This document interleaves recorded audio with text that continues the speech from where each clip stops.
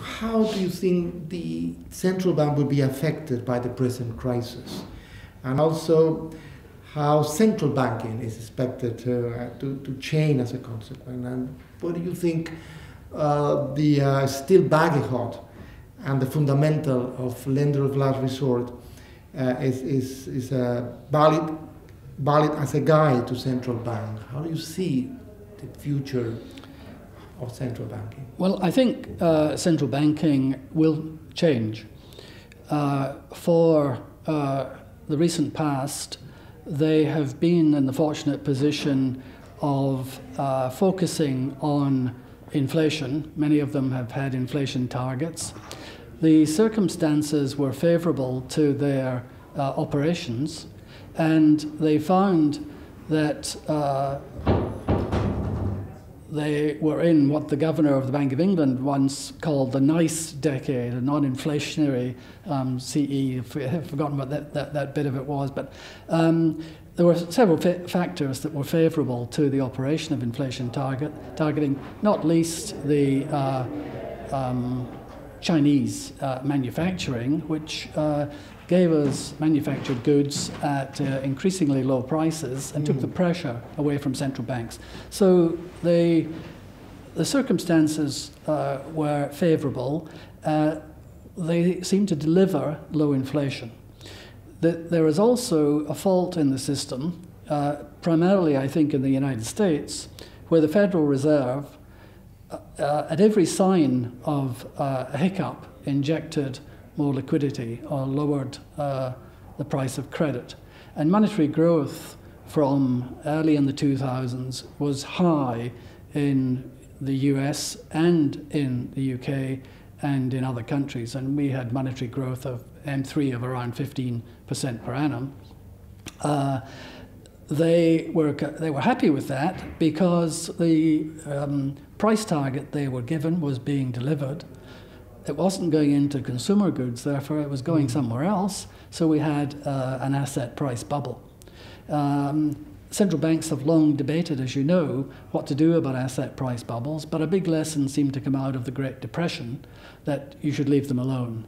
When the Fed acted in 1928, 29 to deflate the New York stock market, it had a disastrous consequence. So I think the lessons that they're learning are that they need to pay more attention to asset price movements and that they need to pay more attention indeed to the banking system, because the focus on inflation really, I think, led them away from what was happening in the banking system. Okay, the second question that I have from you is that the UK belongs to the European Union, but doesn't belong to the Euro area. And as a British economist, I would like to know your opinion about what do you think about the Euro area present economic policy, and do you think the Euro policy makers are applying correct measures to face and solve the present crisis? How do you see policy, Euro policy? Well, I was always one of the sceptical band in the United Kingdom over the joining of the euro. I didn't see it being a system that had great promise. The principal reason being that Europe did not look like an optimum currency area, and it's very difficult, therefore, to get monetary union to work. Of course, if the intention was really to deliver political union by somewhat devious means of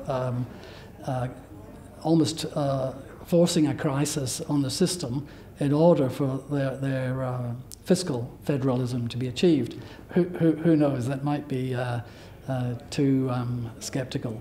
But the problems have indeed emerged that one monetary policy is not appropriate across the European, the Eurozone, and there is very little that the Greeks can do to correct the productivity differences that have opened up.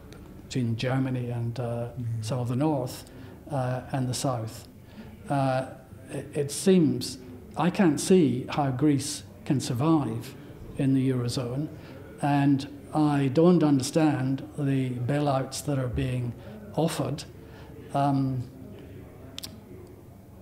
Is it simply a way of buying time in the hope that Europe's banks will gradually grow stronger and be able to face the consequences of Greece's exit when it comes, and even, who knows, a spread to other parts of the Eurozone? Okay, well, thank you very much, Forrest. I appreciate your answers. Thank you.